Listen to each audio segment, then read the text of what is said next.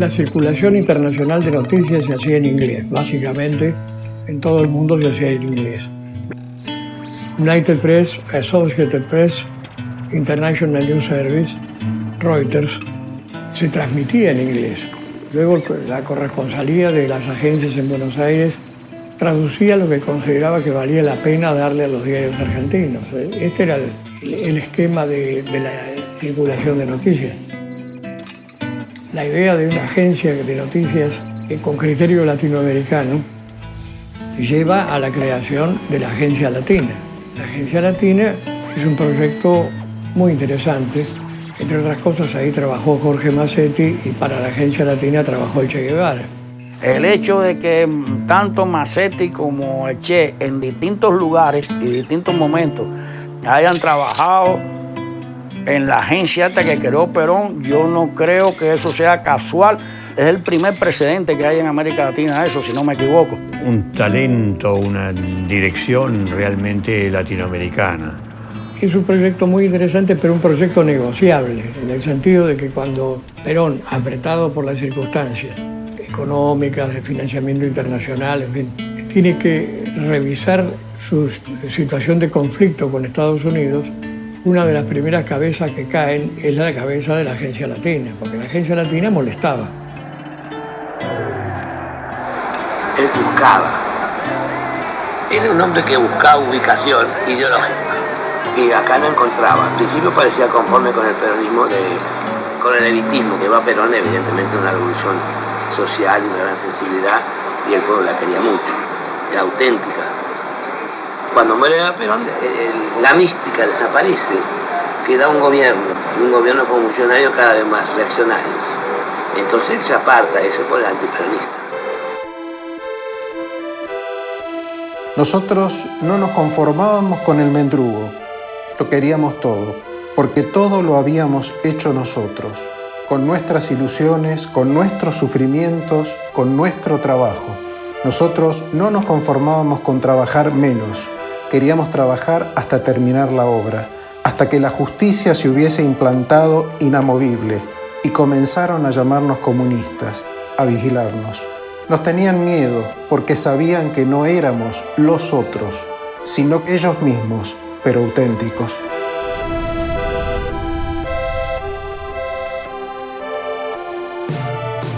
Este lapso de 10 años nos permite vivir insatisfacción política y nos sentíamos muy desinteresados en la suerte del peronismo, ¿no?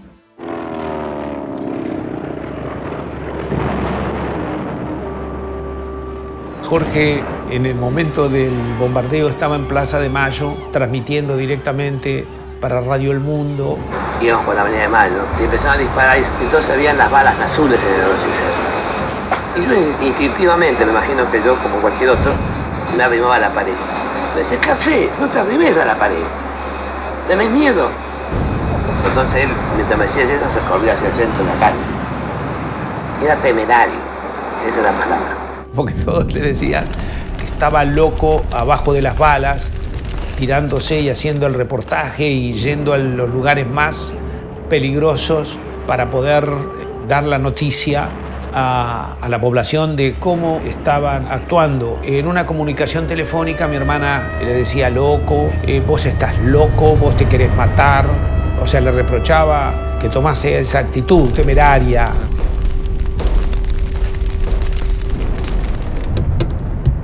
Era muy difícil definirse en ese momento. Con ese gobierno no se podía estar. Con los gobiernos no se podía estar. Con el peronismo que habíamos visto en los últimos tiempos tampoco se podía estar. Así que estábamos en el aire. Directamente en las montañas de Oriente, República de Cuba.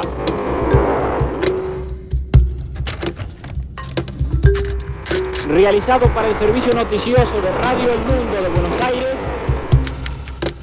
Massetti era reportero de Radio El Mundo cuando en 1958 decidió ir a ver qué sucedía en Cuba. Sus contactos eran débiles, sus medios escasos, su objetivo, Fidel en la sierra, desmesurado. Mi opinión sobre Batista estaba formada, por supuesto, pero había que averiguar quiénes eran los que trataban de voltearlo y a qué intereses respondían. La única forma de saberlo, de despejar los interrogantes que siempre dejaban abiertos los cables de las agencias noticiosas, era ir hasta Fidel Castro y plantearle quién era el hombre que encabezaba la revolución en Cuba y quién lo financiaba. La campaña de calumnia contra Cuba no empezó en el 59, fue mucho antes, cuando estaba la guerrilla en la Sierra Maestra. Y así las agencias cablegráficas jugaron un papel importantísimo. Y fue el corresponsal de la UPI en La Habana, Francis McCarthy, quien divulgó que Fidel estaba muerto. Y de esa forma trató de desalentar. Si ya desembarca y lo mataron. Que había que desmentir, pero el desmentido ese no llegaba. Para el público interno de Cuba y América Latina, Castro estaba muerto. La situación de la dictadura de Batista iba siendo cada día más, se hacía cada día más difícil. Vivir y ver cómo el país se iba deshaciendo, desechando. Existen aparentemente dos Cubas, la creada para la exportación y la auténtica, la que pugna por ser integralmente una república. La primera convierte al drama en pintoresquismo caribe, con sargentos ascendidos a generales y presidentes fantásticamente ricos que viven en el exilio fomentando revoluciones. La Cuba que escribe Habana con B corta para mejor identificación de los turistas, mezclada con Coca-Cola, pero yo hacía unos pocos minutos que había llegado a la otra Cuba.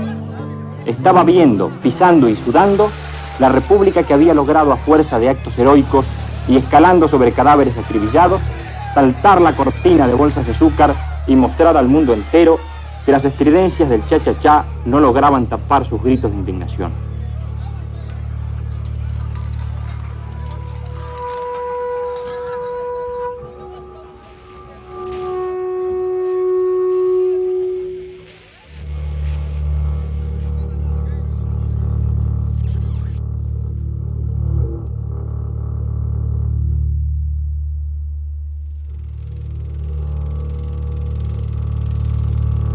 Vas viendo desde que llega las distintas caras del país, ¿no? Las distintas caras de la lucha contra Batista y de la represión. Para averiguar todo eso estaba yo allí, pagando el primer delito que había cometido contra el régimen de Batista, ser joven. Mi valija había sido revisada con mayor prolijidad que la del resto del pasaje y yo personalmente fui objeto de desconfiada revisación. Pero al fin, nada por aquí, nada por allá, mi valija y yo logramos pasar la aduana. Confieso que estaba nervioso. Como debut había sido algo alarmante y salí ansioso en busca del hombre que, según creía, podía servirme de contacto con gente del 26 de julio. Habló con uno y después habló con otro y se ve que le estaban poniendo pruebas. Después de varias veces de ejercer mi aburrido papel de encomienda sin destino, una joven que conducía un automóvil se acercó a la esquina en que yo estaba parado y me saludó cordial. Hola Jorge, vamos. Me anunciaron que partiría al día siguiente, muy temprano, hacia las montañas. Me hice comprar una grabadora portátil y decenas de rollos de películas fotográficas, además del equipo de campaña que me indicaron. Botas, una hamaca y un nylon para dormir en el bosque. Me prometieron de un uniforme fidelista e inicié el viaje hacia las montañas en compañía de un guía, marcha a pie que duraría 5 días. Vestían con lo que habían traído. El que no había traído tenía que vestir lo mismo que nosotros, que teníamos muy poco para vestir. Nosotros empezamos la revolución sin tener prácticamente nada, ni comida. Yo lo conocí en la Sierra Maestra. Yo estaba en la columna del Che en ese momento. Ya se había formado también la columna de Raúl Castro y la de Almeida.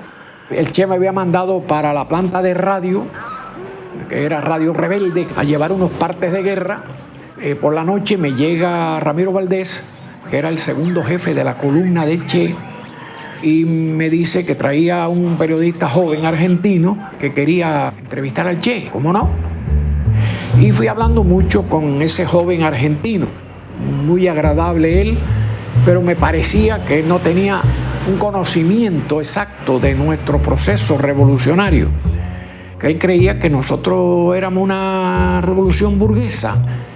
Y yo le fui explicando por el camino que no, que nosotros éramos revolucionarios y que nosotros trabajábamos mucho con los campesinos, con los obreros, con el pueblo de Cuba. Durante esos 5 días, en medio de montes que solo los fidelistas conocen a la perfección, pude comprobar la adhesión unánime del campesinado a la revolución. Adhesión que ha hecho casi obligatoria la política criminalmente absurda de la Guardia Rural y el Ejército Batistiano. A donde llegan los guardias, llega el robo, el incendio y el crimen. Y ahí a él lo impresionó mucho cuando vio cómo fue destrozado un niño por esas bombas, por esa encarnación. Es algo así que lo choqueó. Él lo relata en algún momento, que le dio ganas de tomar un fusil y salir a defender a los campesinos, a defender a esa gente que eran masacrados. Pero de entre esos cadáveres, recuerdo uno que jamás se borrará de mi memoria. El del niño Orestes Gutiérrez Peña, de 6 años, al que una bala le arrancó una pierna mientras estaba oculto con su abuelita en la cocina de su casa.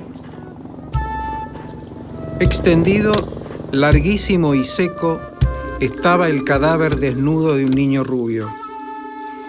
Tenía enrollada en la pierna izquierda una venda ensangrentada y los ojos entreabiertos.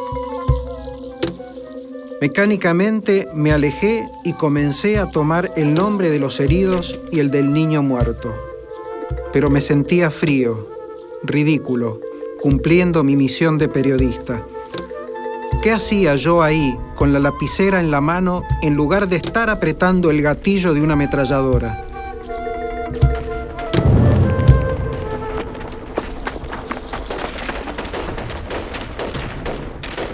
Y efectivamente al otro día temprano escuchamos un tiroteo fuerte y vimos que de lejos venía el Che. Y Jorge Ricardo sacó un cajón, una caja de madera gordísima, y allí la instaló y empezó a grabarle al Che. Y tuvieron una conversación formidable. Doctor Guevara, ¿por qué está aquí luchando en Cuba? Desde hace tiempo me he convencido de que toda América es una sola y de la necesidad imperiosa que tenemos de luchar en cualquiera de estos países por la libertad. Durante todos los meses, ya son 16 los meses que hemos estado en la Sierra Maestra, han venido periodistas de muchas partes del mundo y se han preocupado de la parte, digamos, anecdótica de esta guerra de guerrilla. Bueno, el Che era un tipo que asimilaba y sobre todo tenía una virtud, que tú podías criticarlo y él no tenía ninguna reacción en contra tuya. ¿No teme que su intervención armada contra el gobierno de Cuba pueda ser interpretada como una intromisión en los asuntos internos de otro país? Yo considero que la intromisión en los asuntos internos de un país es algo que hay que combatir violentamente y siempre, pero que un hombre venga a luchar a Cuba por sus ideales, a dar nada más que su vida y su presencia física, no lo puedo considerar de ninguna manera una intervención. Además, menos que menos, en el país de Martí, que fue uno de los paladines de la unidad de toda nuestra América. Pero ¿cómo, habiéndose usted incorporado como médico a las fuerzas expedicionarias, se convirtió en un jefe militar, en comandante como es ahora? Es un poco difícil de explicar esto, pero usted sabe que en el desarrollo de un proceso revolucionario se van desarrollando vocaciones escondidas en los individuos, y fue más o menos lo que me pasó a mí. En la Argentina he sido nada más que un estudiante de medicina, me gradué e inmediatamente salí del país, eludiendo un llamado a filas que hacía Perón a los médicos recién graduados, con lo que no estaba de acuerdo, y que fue el principio de un largo peregrinar por toda América. Poco a poco fui cambiando mi ubicación dentro del ejército revolucionario para hacerme directamente un combatiente, y en un momento dado se consideró que podía ser más útil como combatiente directamente que como médico, y después de un tiempo se me dio el mando de una columna. Y nos desayunamos junto con Jorge Ricardo. Y ya en ese desayuno empezamos a apreciar que comenzaron, aunque empezó la cosa muy seria, sin embargo, a los pocos minutos se fueron haciendo buenos amigos. Ya empezamos a ver cómo ya se tuteaban, cómo ya empezaba a florecer una amistad entre ellos. Ambos eran argentinos, ¿no? Tú sabes que el argentino es una especie que se lleva muy bien entre ellos algunas veces. El Che era un tipo bastante hermético. No era un tipo que se entregaba fácil a la amistad, ni mucho menos era hermético. Pero una vez que tú lograbas romper esa hermeticidad, ya era amigo, siempre y cuando fuera una amistad de principio. El médico argentino doctor Ernesto Guevara, que había logrado a fuerza de coraje y abnegación constituirse en un hombre símbolo del ejército cubano y de los campesinos que vivían en esa Cuba nueva que fue creándose a medida que las tropas rebeldes avanzaban. Así surgieron las escuelas en donde jamás las hubo, los caminos en donde solo había senderos hechos a machete, los matrimonios analfabetos de la sierra, la gran mayoría por otra parte, envían a sus hijos, que por lo regular no son menos de 10, a esos establecimientos que siempre añoraron y que se llaman escuelas. Y ya nadie concibe en Sierra Maestra el volver al sistema de vida anterior. Al final, pues bueno, despedimos a Jorge Ricardo, a Macetti se le dio un caballo y me recuerdo mucho de que como a las 2 horas regresó con el caballo, arrastrando él el caballo, porque dice que el caballo se le había, no lo obedecía. Y que cuando le dijimos, pero tú ibas a caballo, dice, no, yo iba con el caballo. Y le decía que lo venía arrastrando.